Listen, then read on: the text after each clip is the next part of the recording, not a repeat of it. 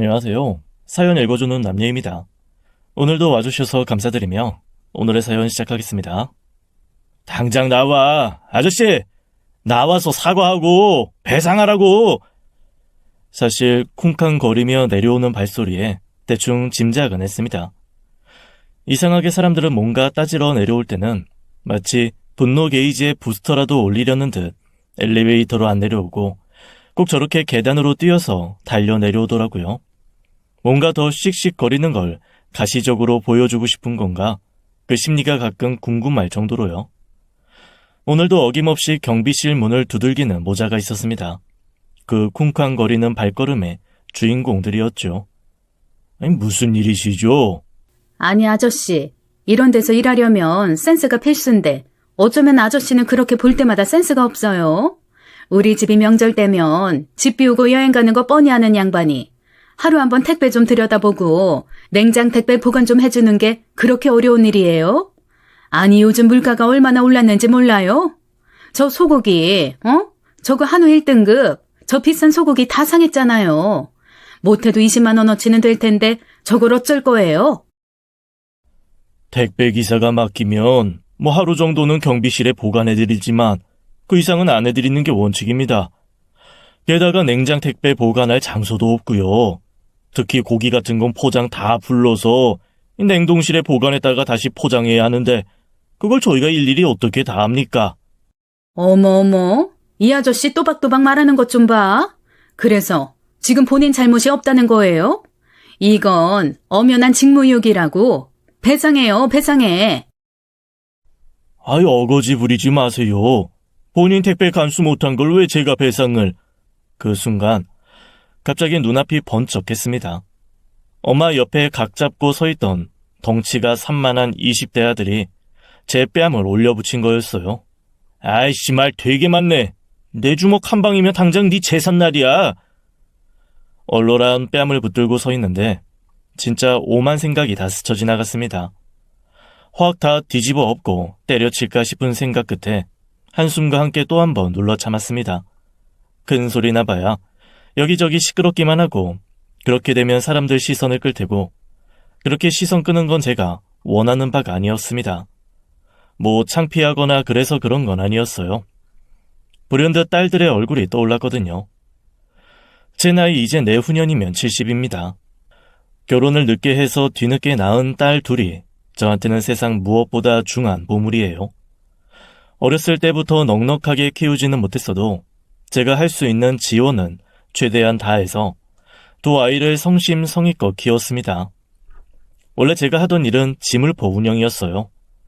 세상이 아무리 많이 변하고 많은 일이 컴퓨터로 대체되어도 전기, 가스공사, 장판이나 도배는 사람 손이 가지 않으면 안 되는 영역이거든요. 그 덕을 많이 봤죠. 특히 지금 살고 있는 아파트의 상가 한켠에 가게를 내고 지난 20년간 아파트 내에 있는 집 중 제가 안 가본 집이 거의 없을 정도로 구석구석 제 손이 닿았습니다.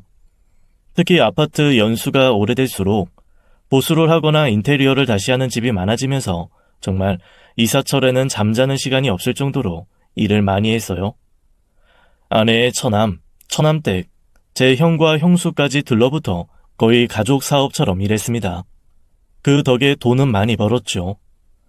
재벌들처럼 큰 돈을 번 건 아니었지만 진짜 기술 하나, 몸뚱이 하나로 가족들을 부양했습니다. 두 딸 각자 하고 싶은 거 시켰고 배우고 싶다는 거 가르쳤어요.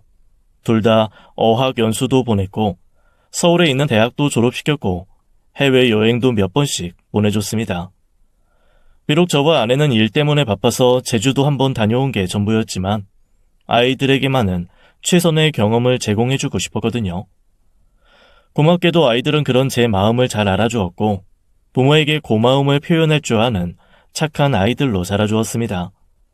60이 넘어 이제 더 이상 몸이 힘들어 번쩍번쩍 도배질을 들기는 어렵다는 판단 아래 일을 그만둘 때도 아이들은 앞으로 자기네들이 책임질 테니 저와 아내에게 쉬라고 하더라고요.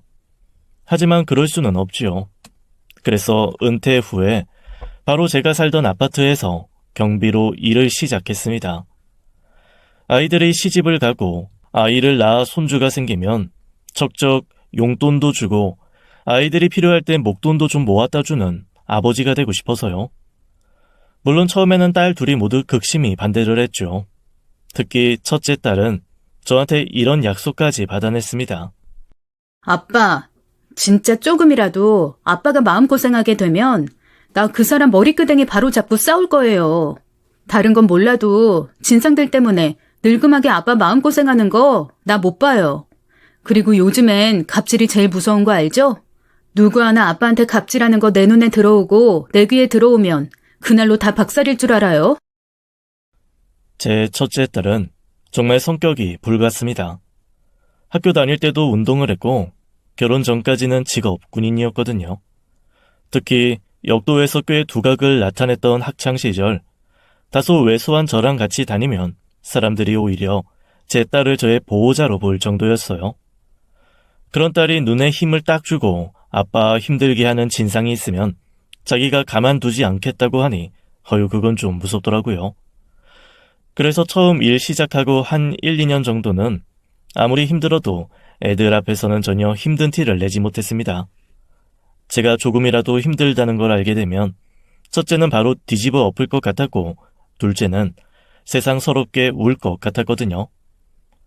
한 배에서 나와도 아롱이 다롱이라던 옛 어른들 말씀 하나 틀린 게 없다는 걸 저는 제 딸들을 보며 느낍니다. 첫째가 힘 좋고 우직하고 강단 있는 아들 같은 딸이라면 둘째는 진짜 평생 별명이 들꽃일 정도로 가늘가늘하고 하늘하늘하고 여리여리합니다. 오죽하면 20살이 훨씬 넘었을 때 제가 성까지 붙여서 이름 한번 불렀다고 눈물을 훌쩍이며 저한테 이러더라고요. 아빠, 왜 성까지 붙여서 나 플레임으로 이름 불러요? 아빠랑 거리감 느껴지는 것 같아서 나 마음이 너무 아파. 심장이 막 콕콕거려. 다시는 나 그렇게 성이랑 붙여서 이름 부르지 말아요. 아셨죠? 난 그냥 평생 아빠한테는 쪼꼬미 귀요미 둘째 엄지공주이고 싶단 말이야. 그 말을 하며 눈물을 뚝뚝 떨구는 여린 아이입니다. 그러니 딸만 둘인데도 저는 아들 하나 딸 하나 키우는 것처럼 이 장단의 궁떡, 저 장단의 덩기덕, 다채로운 삶을 살았죠.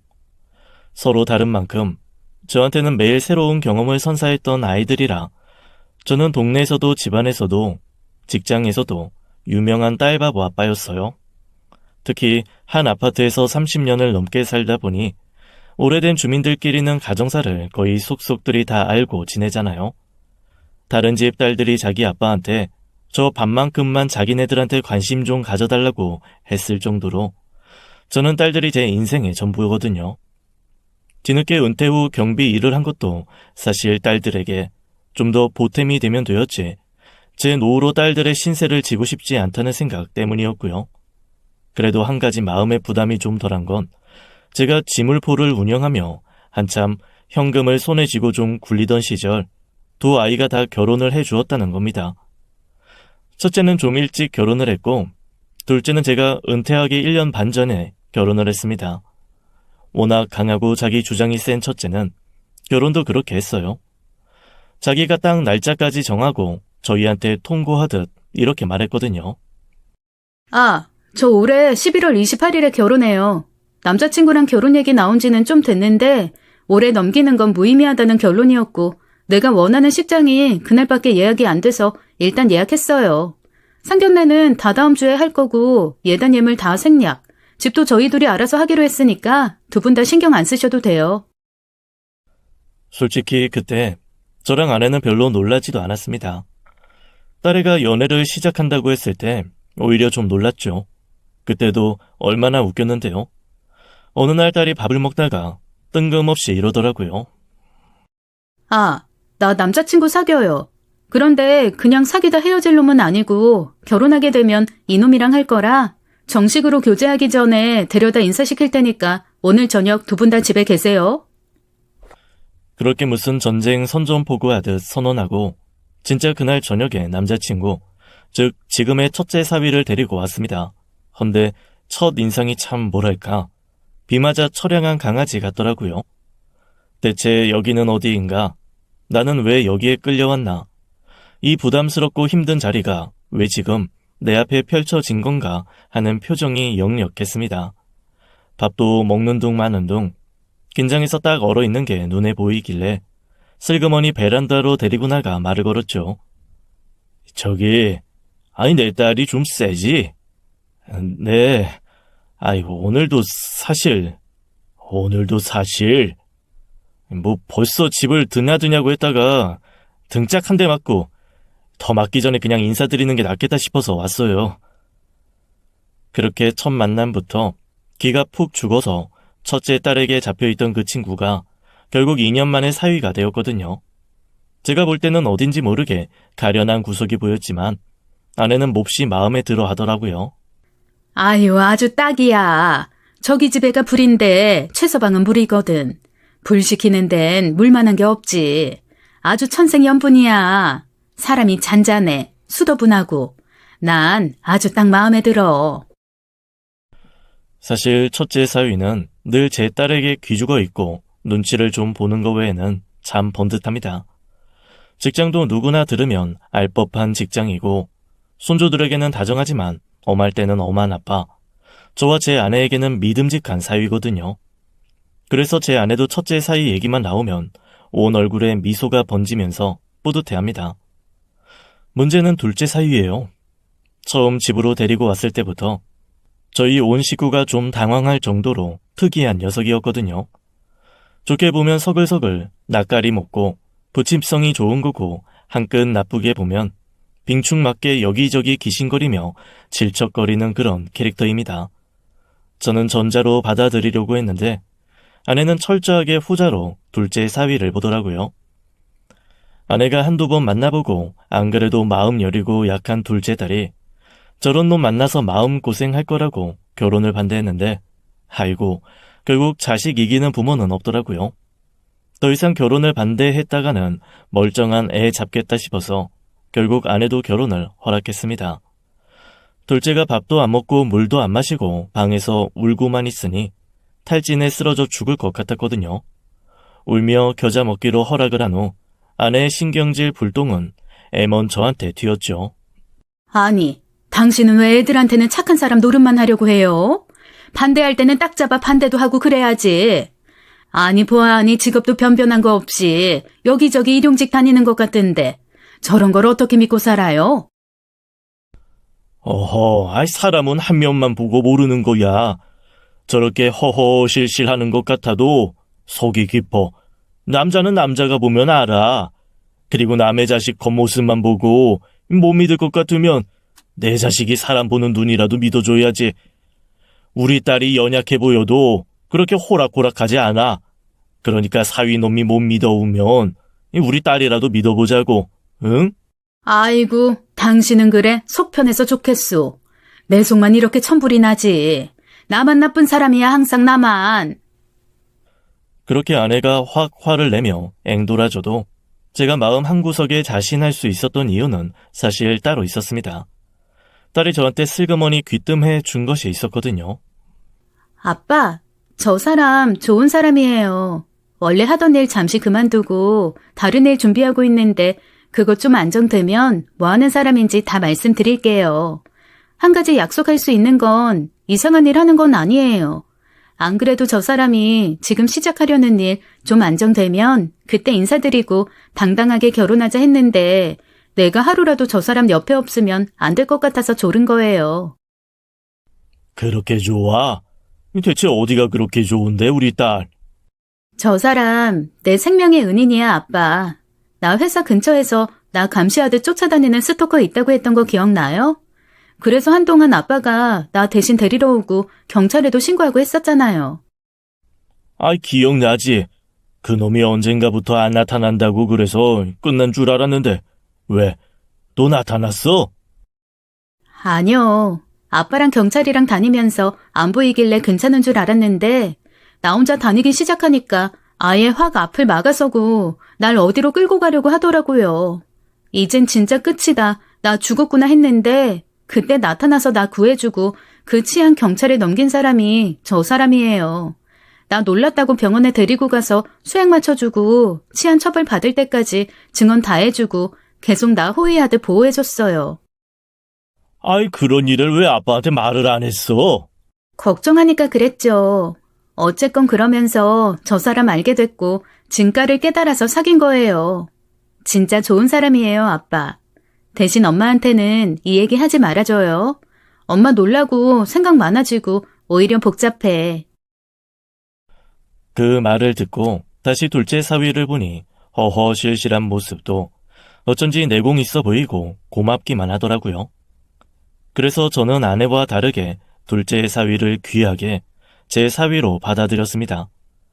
두 딸을 다 그렇게 적절한 녀석들 붙여 결혼시키고 사실 더 이상은 골 아플 일 없이 제 일에만 열중하면 된다고 생각했습니다. 물론 그 생각은 아주 큰 오산이었죠. 예전에 제 큰딸이 이런 말을 한번 한 적이 있어요. 아빠, 내가 길게 산 건 아닌데 살아보니까 세상은 넓고 미친 것들은 많더라고요. 아주 다채롭고 창의적이야. 아니, 난 세상에 진상이 이렇게 많은 줄도 몰랐는데 그 진상들이 다 겹치는 거 없이 각자 개성 있는 진상들이라는 게 더 신기했다니까. 운동으로 들어간 대학. 하지만 부상으로 더 이상 운동을 못하게 되고 한 1년 방황하면서 아이가 카페와 호프, 음식점과 편의점에서 아르바이트를 했거든요. 아마 그때 고객들을 응대하면서 뼈저리게 느꼈던 모양이더라고요. 저야 뭐 평생을 고객 응대하며 살아온 데다 콧대 높은 사모님들 어이없는 요구 조건 들어주며 달래며 일하는 게 인생이었으니 그러려니 했는데 아이는 그게 아니었겠죠. 세상에 나 같은 사람 한 명도 없어. 그리고 나도 누군가에는 진상일 수도 있는 거고 그러니까 늘 정도껏 살아. 네가 생각하는 정도 말고 세상이 세운 기준의 정도도 일정 부분은 받아들이면서 성질 죽이고 사는 거. 그게 또 세상 사는 방법 중 하나야. 고개를 저으며 사람들의 징산짓에 설레설레 두 손 두 발 다 든 듯 구는 딸에게 제가 해줄 수 있는 말은 그게 전부였습니다. 그리고 내심, 너도 아빠만큼만 겪어봐라. 산전수전, 공중전 다 겪은 지금 나는 누가 봐도 괜찮다. 라는 자신감도 있었죠. 하지만 경비 생활 3달 만에 그 자신감은 산산조각이 났습니다. 이게 똑같은 진상도 자기가 처한 입장과 위치에 따라 그 농도와 단계가 달라지더라고요. 예를 들어 똑같은 아나무인 사모님이라도 지물포 사장인 저한테 갑질할 때는 그래도 살짝 꼬리를 마는 게 느껴지곤 했거든요. 왜냐? 저한테 난리 갑질을 해봐야 제가 A씨하고 엉망으로 시공하면 결국 불편한 건 본인이 되니까요. 이것저것 요구하면서 제대로 안 하면 돈 안 준다 협박해도 어쨌거나 제 손이 닿아서 완성이 되어야 자기도 그 집에서 편하게 살 테니 끝까지 악다구니 먹고 덤벼서 갑질하는 건 몇 안 되거든요. 그런데 이게 제가 경비 일을 하다 보니 그 한계가 사라지는 게 확연히 느껴졌습니다. 그 사람들로서는 저한테 아쉬운 게 없으니 일단 자기 기분 내키는 대로 쏟아내고 뒤흔드는 게 일상다반사였어요. 제일 많은 유형은 주차였습니다. 제가 살고 일하는 이 아파트는 준공한 지 올해로 35년째입니다. 당연히 지하 주차장은 없고 지상 주차장도 옛날 차 기준으로 선이 그려져 있어서 폭이 진짜 좁습니다. 요즘 나온 외제차나 SUV 차량은 진짜 종이장 하나 차이로 주차를 해야 할 정도예요. 가끔 진짜 문도 못 열게 주차를 한 후에 뒷트렁크 문 열고 나오는 SUV 차주들도 있었다니까요. 게다가 요즘 보통 한 집에 차 2대인 경우도 많잖아요. 아주 주차 전쟁입니다. 그런데 몇몇 주민들은 자기네들은 급하게 집으로 올라가야 하지 당장 주차할 데는 없지. 그러면 너무 당연하게 경비를 서고 있는 사람들에게 차 키를 던지듯 주며 주차를 대신 해달라고 합니다.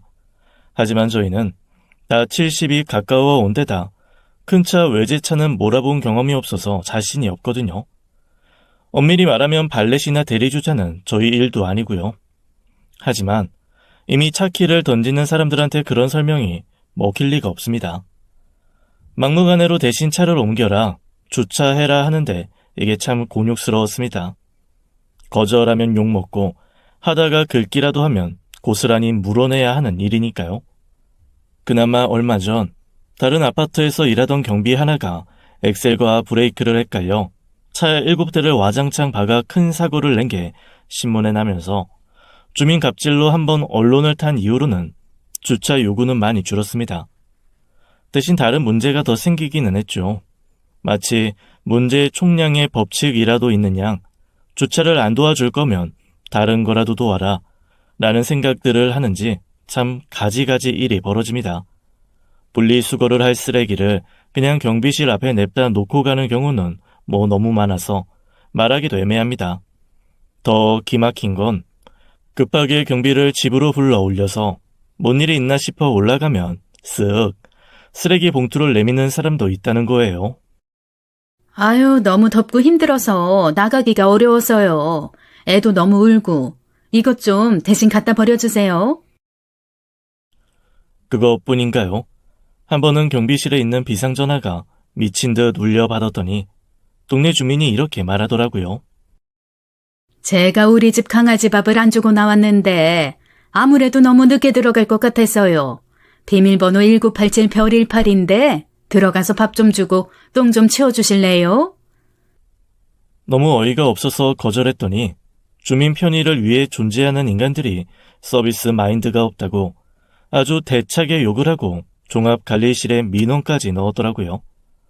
어지간하면 저희한테 그냥 대충 들어주라고 하는 관리실에서도 그 개똥 치우고 밥 좀 주라는 주민의 말은 너무 어이가 없었는지 그런 건 경비 일이 아니라고 딱 잘라 말을 했던 모양입니다. 글쎄, 그 주민이 개똥을 한 바가지 모아가지고 와서 경비실 창문에 뿌렸다니까요. 서비스 마인드 없는 것들, 이 똥이나 퍼먹어라. 에이, 퇴. 그딴 마인드로 일을 하니까, 응? 여기서 경비나 하고 있지. 결국 고래고래 소리 지르며 패악을 부리던 그 주민은 경찰이 와서 데려갔고 그 자식들이 와서 이사를 시키면서 무마되었습니다. 그 엄마의 그 자식이라고 세상에 엄마가 난리쳐서 더 이상 동네에 얼굴 들고 살 수 없어 이사를 하는 건데 저희를 원망하며 역시나 저주를 퍼붓고 가더라고요. 살 만큼 사신 양반들이 그런 식으로 인생 마무리하는 거 끝 안 좋아요. 서로 좀 돌보면서 좋게 좋게 살아야지. 심보를 그따위로 쓰고 어디 말년이 좋은지 두고 봅시다. 진짜 얼마나 어이가 없던지 그날 오죽하면 경비들이 모여 다 같이 회식 비슷한 걸 하면서 술을 다 마셨다니까요. 정말 진상인 사람들을 다 말하려면 3일 밤낮을 해도 모자랄 만큼 많은 사람들이 있습니다. 하지만 그 모든 진상들보다 저를 더 눈치 보게 하고 조심스럽게 만드는 사람은 따로 있어요. 바로 제 큰 사위의 부모님, 즉 사돈 부부입니다. 우리 큰 사위랑 큰딸이 고등학교 동창이거든요. 제 딸은 앞에서도 말한 것처럼 역도를 했습니다. 딸이 다니던 남녀공학이 운동으로 좀 특화된 곳이었는데 사위는 그 운동 많이 하는 애들 사이에서 유일하게 공부만 하던 특이한 녀석이었대요. 그 둘이 만난 사연도 참 어이가 없습니다. 고등학교 2학년 때인가? 여느 때처럼 제 딸이 앞장서서 팀을 이끌며 피구를 하고 있었고 제 사위는 운동장 한 구석에 앉아 책을 보고 있었대요. 그러다가 어디에선가 날아오는 농구공의 사위가 맞아 글쎄 기절을 했다네요. 그걸 운동장에서 운동하던 100명이 넘는 사람들 중 유일하게 제 딸이 발견을 한 겁니다. 그 농구공이 사위를 때리고 또르르 굴러가는 바람에 정작 공 날린 녀석은 사위가 그냥 누워 자는 줄 알았다 하더라고요. 제 딸이 버럭 소리를 지르며 사위를 들쳐 업고 양호실로 뛰고 양호실에서는 내진탕이 왔을 수 있으니 병원으로 가야 한다고 119에 전화를 했는데 성질 급한 딸이 그대로 병원으로 다시 뛰었대요.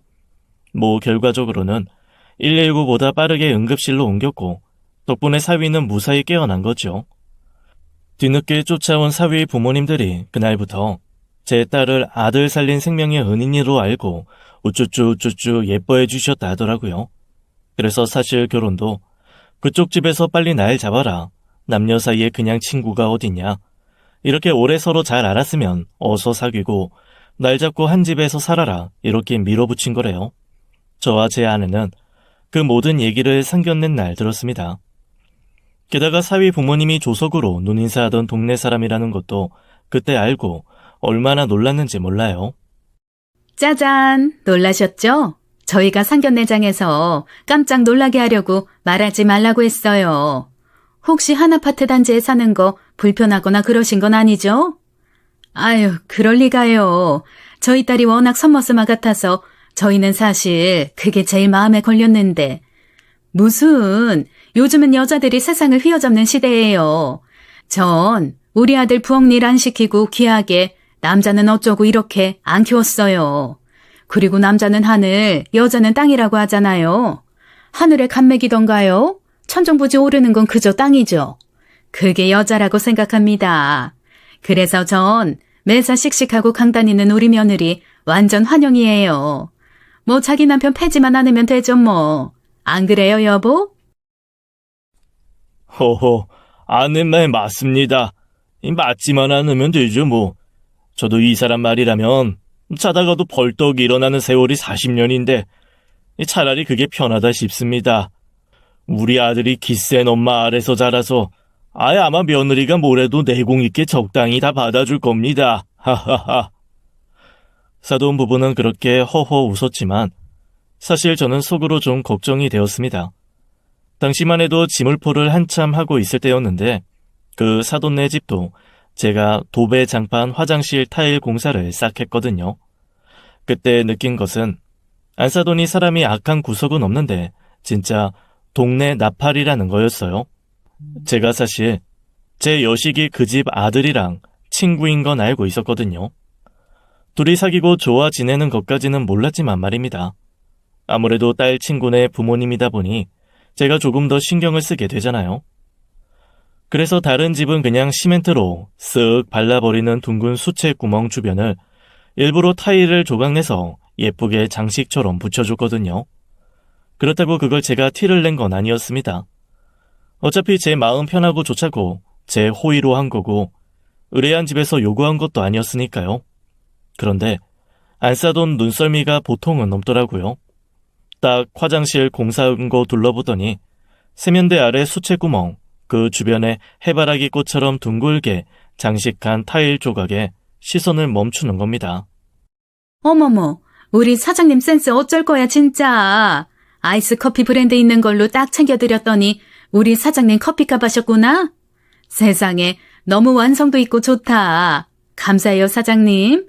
커피 산 보람이 있네. 그때 사실 뭔가 쎄하긴 했는데 설마 이게 다른 후폭풍을 몰고 올까 했거든요. 하지만 사업하는 사람의 쎄한 기분은 무시할 게 안 되더라고요.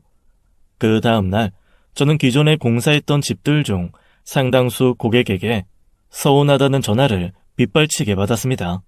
사장님, 서운해요. 아니 커피가 드시고 싶으셨음 그렇다고 하시지. 그걸 그냥 말씀 않고 물만 드시고 저희는 타일 대신 시멘트 바르신 거예요? 아니 왜 차별해요? 커피 한 잔 그거 얼마나 한다고. 지금이라도 커피 사드릴 테니까 와서 공사 다시 해줘요. 놀랄 정도로 입이 가볍고 소문을 빠르게 내는 사람이더라고요. 그래서 그 다음부터는 울며 겨자 먹기로 별로 좋아하지도 않는 커피 마시며 수채 구명 주변에 타일 오려 붙이는 걸 다 해줬다니까요. 기존에 공사했던 사람들 중에도 강력하게 요청하는 사람들은 가서 해주었죠. 그런 사람이 사돈이 되고 그 사돈이 한 단지에 살고 제가 그 단지에서 경비로 일을 하니 제가 얼마나 매사 만사가 조심스러웠겠습니까? 처음에 경비 일을 시작하기 전에 사실은 바깥 사돈과 술 한잔 하면서 미리 말을 했습니다. 사돈, 제가 평생 몸 쓰면서 일하고 돈을 벌다 보니 이 집에 있는 게 감옥 같습니다. 그래서 예전처럼 몸을 막 힘들게 쓰는 건 아니면서 일을 좀 해보려고 하는데 그게 우리 아파트 경비 일이에요. 물론 사돈이 사는 그 동과는 동떨어진 동에서 일을 하기는 할 텐데 어쨌거나 한 아파트, 한 단지에서 제가 일을 하게 돼서 혹시나 불편하지 않으실까 싶어서요. 아이고, 그게 무슨 말씀이세요? 저는 진짜 사돈이 제일 부럽습니다.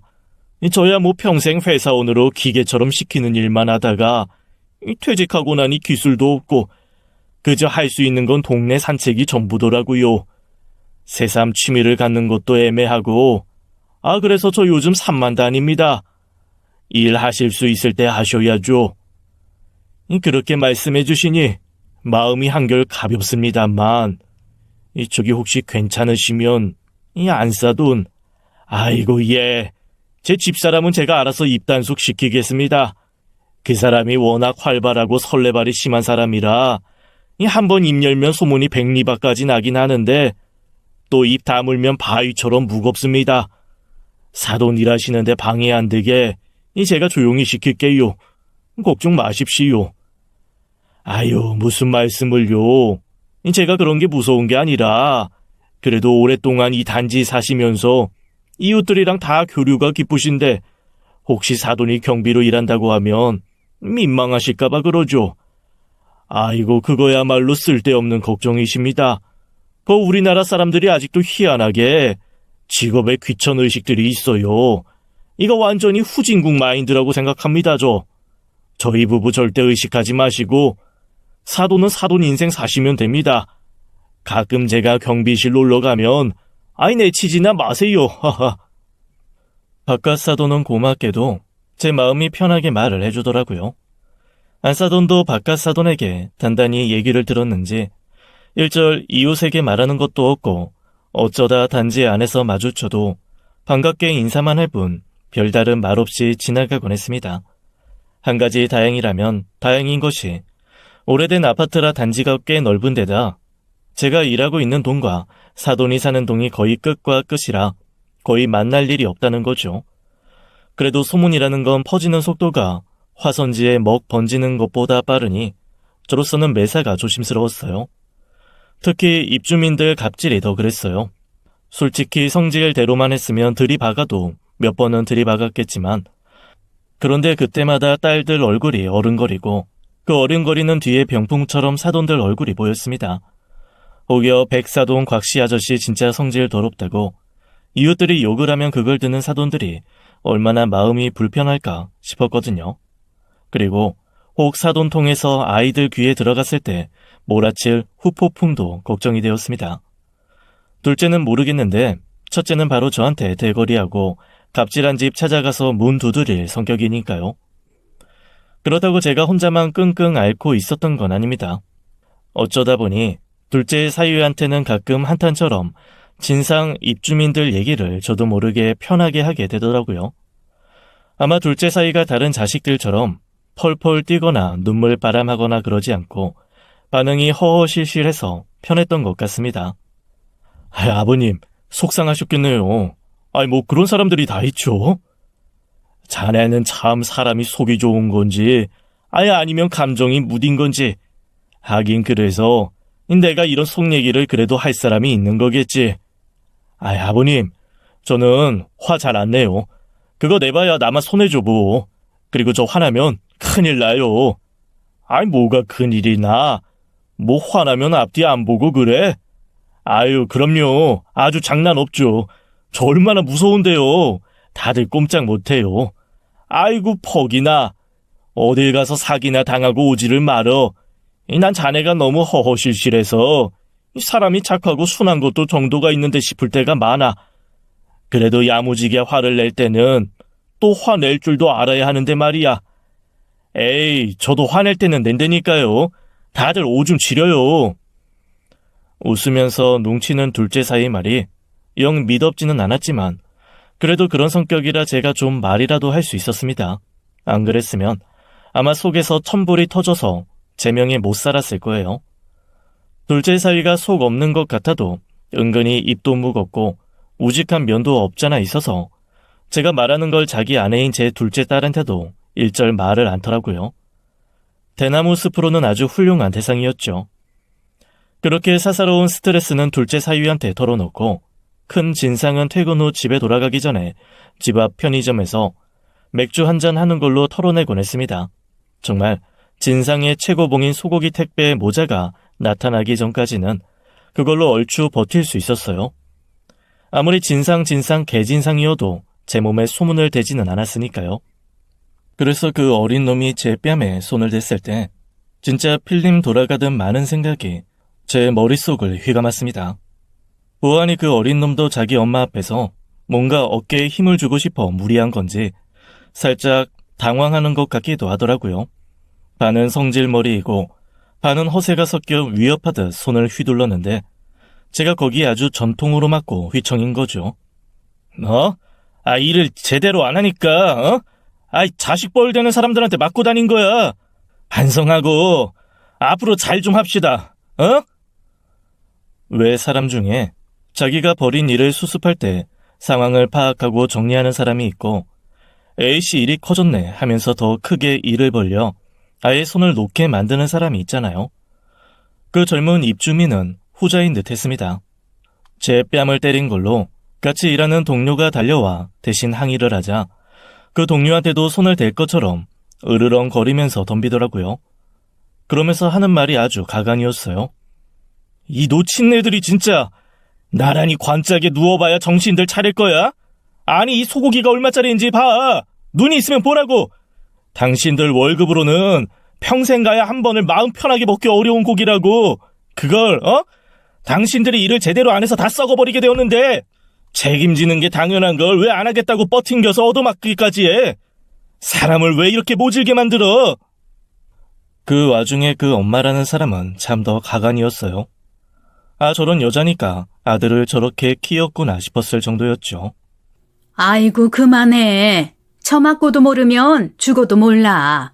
저런 인간들이니 이러고 사는 거야. 가자. 안 그래도 네가 요즘 운동 시작해서 고기 좀 좋은 거 먹일까 싶었는데. 에휴. 그리고는 글쎄 상에서 흐물흐물한 데다 냄새까지 고약한 그 핏물 가득한 소고기를 저한테 휙 던지는 거 아닙니까? 뺨 맞고 고기 핏물에 잔뜩 젖은 데다 상한 고기 쓰레기까지 치워야 하는 상황이 벌어진 거죠. 동료들은 차마 가까이 다가오지 못하더라고요. 다들 아는 거죠. 이신 점심으로 지금 이럴 때 섣부르게 위로를 하거나 도우면 제가 더 비참한 마음이 들 거라는 사실을 다들 알고 있으니 멀찍이서 지켜보기만 하더라고요. 저도 사실은 모르는 척 해주는 게 더 편했습니다. 조용히 고기를 주워 봉지에 넣는데 울컥 눈물이 났어요. 이게 참 억울함이 극강에 달하면 비참함으로 되돌아온다는 걸 그때 처음 알았어요. 다른 건 모르겠고 일단 집에 들어가기 전에 핏물 묻은 옷은 어떻게 해야 할지 그리고 어디 가서 씻고 와야 할지 그런 것들이 다 막막해지더라고요. 오죽하면 사돈집에 가서 슬그머니 신세를 좀 져볼까 싶었다가 동료 옷을 빌려 입고 핏물 묻은 옷은 아내 몰래 세탁소에 맡기고 목욕탕에서 씻고 집으로 들어갈까도 생각했습니다. 그런데 이게 다 한 동네다 보니 세탁소에도 소문이 퍼질 것 같고 목욕탕에서도 소문이 날 것 같고 영 답답하기만 하더라고요. 그렇게 한숨을 100만 번 내쉬며 마지막 고기 조각을 집어 봉투에 넣었을 때였어요. 누가 황망한 목소리로 저를 부르더라고요. 아버님, 이게 대체 무슨... 둘째의 사위였어요. 순간 눈앞이 캄캄해지더라고요. 이 광경은 진짜 그 누구에게도 들키고 싶지 않았고 더더욱 가족들은 몰랐으면 하고 진짜 간절하게 바랬거든요.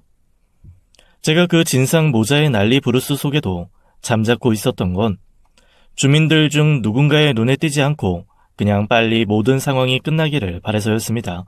그런데 하필 둘째 사위한테 이 꼴을 보이게 되었으니 참담하더라고요.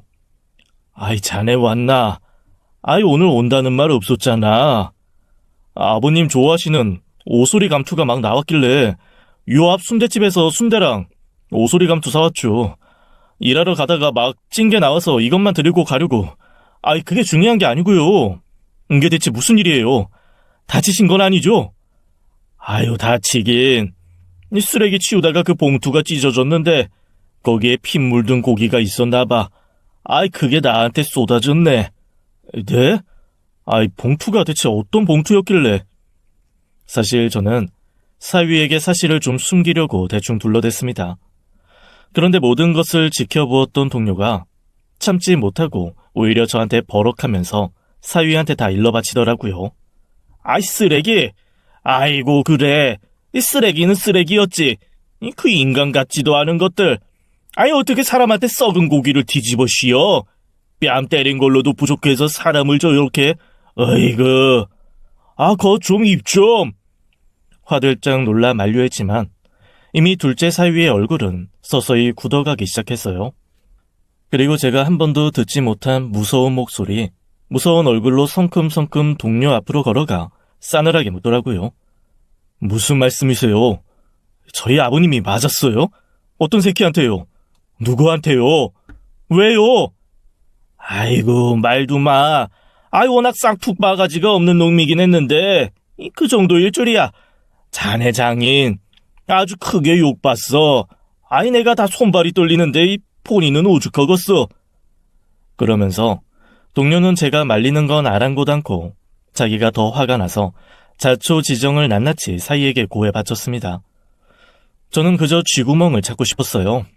너무 비참하고 창피해서 앞으로 둘째 사위 얼굴을 두 번 다시 못 볼 것 같다는 생각까지 들었다니까요. 그리고 저는 그날 둘째 사위의 정말 놀랄 모습을 봤습니다. 얘기를 다 듣고는 세상에 길길이 열불을 내며 펄펄 뛰는데 마치 사자 갈기에 불이 붙은 것처럼 그 기세가 아주 무시무시하더라고요. 평소 보던 모습과 너무 달라서 이 사람이 내 사위가 맞나 싶을 정도였습니다. 몇 호에 사는 사람인데요. 제가 좀 봐야겠습니다. 봐서 뭐하게. 그냥 넘어가. 응? 넘어가긴 뭘 넘어가요. 사람이 사람을 때릴 수 있는 건 딱 한 곳밖에 없어요. 거기 외에는 사람은 때리면 안 되는 거죠. 사람을 때릴 수 있는 데가 있어. 그건 또 무슨 소리야. 권투나 격투기 하는 링 위에서 합법적으로 겨루는 거요. 그거 외에 장소에서 사람 때리는 건 다 안 되는 거예요. 그놈 제가 가만 안 둡니다. 반드시 아버님 앞에 무릎 꿇릴 거예요. 몇 호냐니까요. 저는 눈빛으로 동료한테 절대 말해주지 말라고 얘기했습니다. 그런데 그때 하필 그 입주민이 거만하게 차키 휘휘 휘두르며 나오고 있더라고요. 제 동료가 사위한테 턱짓으로 저 사람이란 걸 알려주었고 그 사인을 알아챈 사위는 만류하는 제 손을 뿌리치고 입주민 앞으로 튀어나갔습니다. 진짜 일촉즉발의 상황이었죠. 어이, 거기! 저는 둘째 사위 목소리가 그렇게 크고 우렁찬지 처음 알았습니다. 정말 아파트 단지가 쩌렁쩌렁 울리는 게 큰 목소리의 그 입주민이 화들짝 놀라며 돌아보더라고요. 속으로 사실 난리 났다. 이제 어쩌나 싶었던 그때였어요. 사번님! 너이고 너였어? 그 건방지고 싸가지 바갈탱이 재수 똥덩어리 입주민이?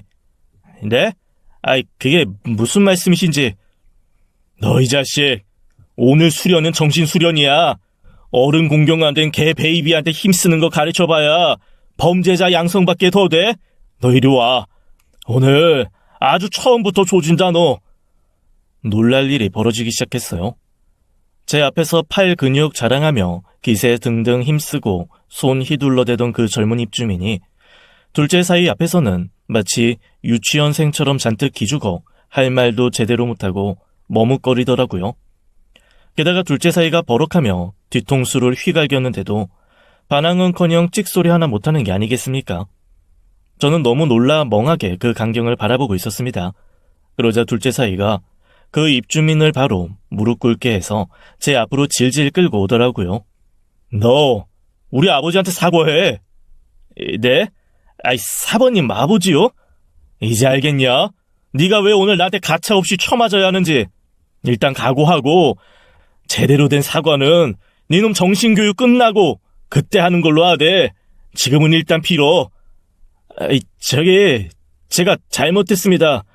더 크게 목소리 그따위로밖에 못 내? 아주 성대를 뽑아줘? 제가 잘못했습니다. 저도 제 동료도 이게 대체 뭔 상황인가 싶어 얼떨떨 하더라고요. 둘째 사위는 그 입주민의 귀를 쭉 당겨 일으키더니 저한테 90도로 인사를 꾸벅하고 이렇게 말했습니다. 아버님, 일단 저랑 같이 가시죠. 어차피 옷도 빠셔야 하고 몸도 씻으셔야 하는데 이 집은 좀 불편하시잖아요. 저랑 같이 가셔서 옷이랑 몸도 재정비 좀 하시고 사과도 제대로 받으셔야죠. 그 말에 동료는 자기가 남은 건 알아서 처리할 테니 어서 따라가라고 제 등을 떠밀더라고요. 그렇게 얼떨떨한 상태로 사위를 따라간 곳에서 저는 진짜 놀랄만한 경험을 했습니다. 제가 일하고 사는 아파트 건너편에 신축 아파트 단지가 아주 거대하게 들어섰거든요. 그 아파트에 딸려있는 상가 건물 지하로 들어가더라고요. 한 100평 정도 되는 공간에 체육관이었어요. 그런데 체육관 들어가는 입구에 세상에 제 사위의 이름이 있는 메달이며 트로피가 즐비하게 장식이 되어 있고 사위가 시상대에서 금메달을 걸고 찍은 사진들도 열 몇 장이 액자로 만들어져 걸려있는 게 아니겠어요? 동양 챔피언? 아이 자네가... 죄송해요. 제가 연애 시작할 때가 하필 격투기 선수 은퇴할 때랑 맞물려서요. 전직 격투기 선수예요. 하고 인사하기가 애매하고 그렇다고 어른들한테 격투기를 설명하기도 애매해서 말씀을 못 드렸어요. 아이 그렇다고 여태 그냥 일 준비 중이라고 한 거야. 나랑 애 엄마는 자네가 이 생백수인 줄 알았다. 그 백수 사위도 이렇게 예뻐해 주셔서 감사했죠.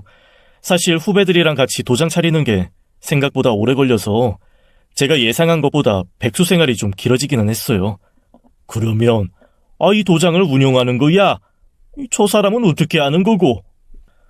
제가 이 도장 관장이고요. 저 인간은 격투기 선수 하겠다고 이제 막 대회 한번 나가본 게 전부인 신입이에요. 뭐 군대로 따지면 전 무궁화달았고 저 친구는 신병이라고 생각하시면 돼요. 그 설명을 듣고 한 번에 이해가 되었습니다. 그제야 왜 그 기세 등등 건방이 하늘을 뚫던 입주민이 꼬리 말고 깨갱하는 동네 똥개처럼 제 사이 앞에서 벌벌 기고 있는지를 알겠더라고요. 이게 몸을 쓰는 운동인데다 격하잖아요. 격투기는 사실상 극단적으로 말하면 사람 목숨도 뺏을 수 있는 기술들이거든요. 그걸 운동처럼 조절할 뿐이지. 그래서 그 어떤 분야보다 예의범절 사람 대하는 거, 힘 함부로 쓰지 않는 거, 거기에 위계질서 아주 중요하게 따져요. 그렇다고 뭐 똥기강 잡고 그런 건 아니고요. 선후배 확실해야 끌어줄 건 끌어주고 혼낼 건 혼내고 뭐 여튼 절대적으로 지켜야 할 룰이라는 게 있거든요. 오늘 저놈한테 그 룰을 아주 제대로 알려주려고요. 그러면서 사위는 저한테 체육관에 마련되어 있는 샤워실에서 샤워를 하고 운동복으로 갈아입으라고 하더라고요. 체육관에 세탁시설도 있으니 자기가 1시간이면 옷 다 빨아서 말릴 수 있다면서요.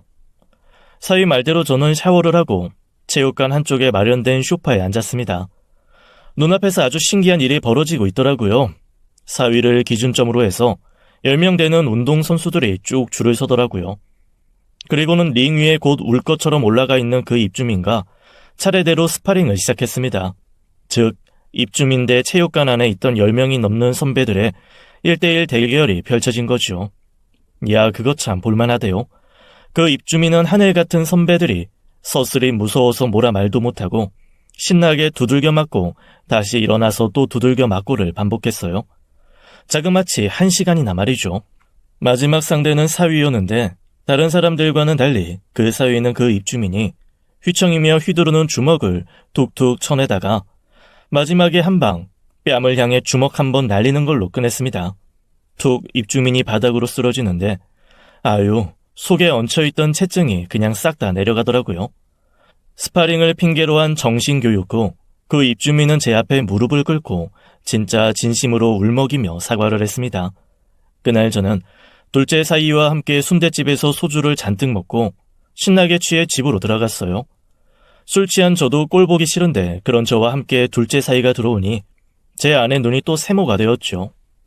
아니 자네는 요즘도 일 안 하고 그냥 백수처럼 지내나?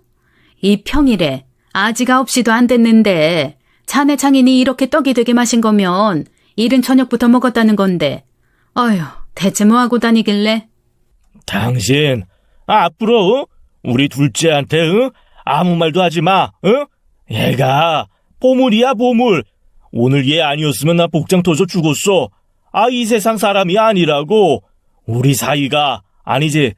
너 오늘부터 내 아들 해라. 너 내 아들이야. 나의 한과 서러움을 씻어준 주먹왕 아들. 이 자식 이리로 와. 아버지 품에 안겨라. 제가 술에 취해 아내를 나무라며 둘째 사이를 안고 어와둥둥 쓰담쓰담하자 술김에도 아내가 황당해하는 게 느껴지더군요. 뒤늦게 자기 남편 데리고 온 둘째는 사위한테 자초지정을 들은 듯 눈이 벌게서 달려왔습니다.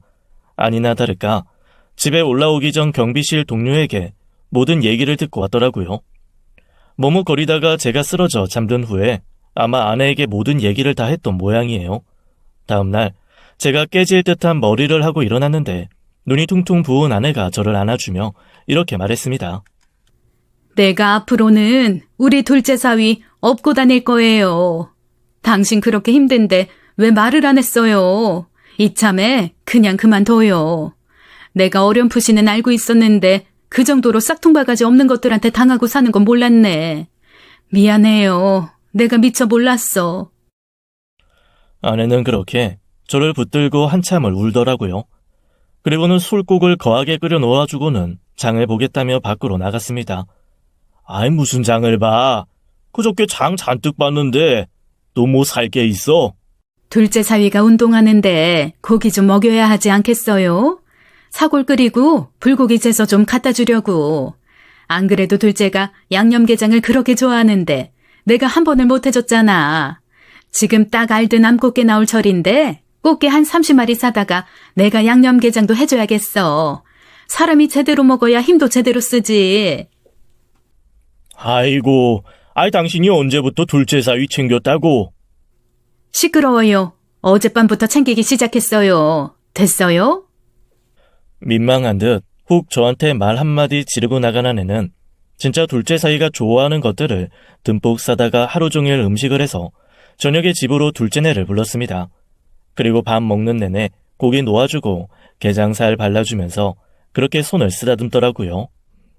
내가 이 귀한 사람을 몰라봤어. 자네도 참 자기 홍보를 좀 하지 그랬어. 미안하네. 내가 겉만 보고 속을 못 보는 바보였어. 눈이 멀었다고. 어머님도 참 괜찮습니다. 저도 잘한 거 없죠 뭐. 진작에 말씀드릴걸. 전날 불된 독걸비처럼 펄펄 뛰던 둘째 사이는 또 간데 없고 저희한테 익숙한 허허실실 사이만 남았더라고요. 달라진 건 예전과는 달리 꿀 떨어지는 눈으로 사위를 보는 제 아내의 태도뿐이었죠. 그날 이후 아파트에는 저와 제 사위 그리고 그 입주민에 대한 소문이 쫙 돌았습니다.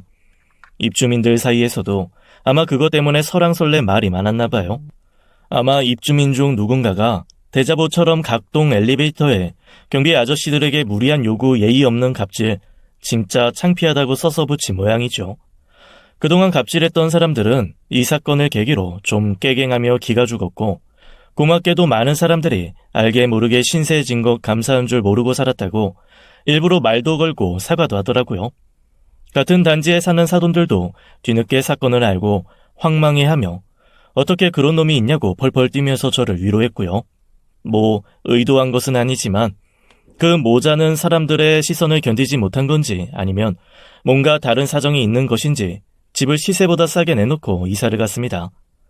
둘째 사이 말에 의하면 도장은 1년을 끊어놔서 다니기는 한다는데 잔뜩 기가 죽어서 고개 푹 숙이고 훈련만 한다고 하더라고요. 이 바닥도 좁다면 좁은 바닥이라 인성 쓰레기라고 소문나면 사실 시합도 잘 안 잡히거든요. 그러니 자중하면서 반성하는 모습 계속 보여주는 것밖에 답이 없죠. 인강 뭐 뽀예요 아버님. 그리고 저는 꼭 그 사건 때문은 아니었지만 아내와 아이들의 만류로 아파트 경비를 그만두었어요. 첫째 딸이 뒤늦게 모든 사실을 알고 경비를 그만두지 않으면 저한테 고기 던진 그 입주자를 한강에 거꾸로 매달겠다고 펄펄 뛰어서 그러겠노라 그만두겠노나 했죠. 진짜 한다면 하는 아이니까요. 하지만 경비를 그만두고 노는 건 아닙니다. 제가 스카웃을 당했다는 거 아니에요. 바로 제 둘째 사위가 체육관 관리인으로 저를 채용했어요. 저희야 그런 쪽에 문외한이라 몰랐는데 둘째 사위가 전성기 때는 꽤 유명한 선수였더라고요. 게다가 후배들에게 평판도 좋아서 체육관에 선수들이 운동하려고 몰리고 선수들이 몰리니 선수를 꿈꾸는 사람들이 덩달아 몰려서 복적거리기 시작했거든요. 아무래도 사위가 관리하면서 운동 지도까지 하기는 어렵고 샤워실 청소 몇 빨래까지 하나하나 신경 쓰기 힘드니 저한테 도움을 요청했습니다. 제가 또 짐을 포함하면서 인테리어나 보수 쪽은 전문이고 경비 일하면서 쓰레기 분리수거에 공간 관리도 기막히게 익히지 않았습니까? 잘 할 수 있는 일인데다 사위 부탁이니 하겠노라 했죠. 급여도 경비 일할 때보다 많고 마음도 편해서 아주 요즘 살맛이 납니다. 물론 사위가 돈을 잘 버니 둘째 딸도 행복해하고요. 요즘 같으면 사는 게 즐거워서 잠자는 시간이 아까울 정도라니까요. 지금까지 사연 읽어주는 남녀였습니다. 끝까지 함께 해주신 여러분 감사드리며 저희는 다음 사연으로 돌아올게요. 감사합니다.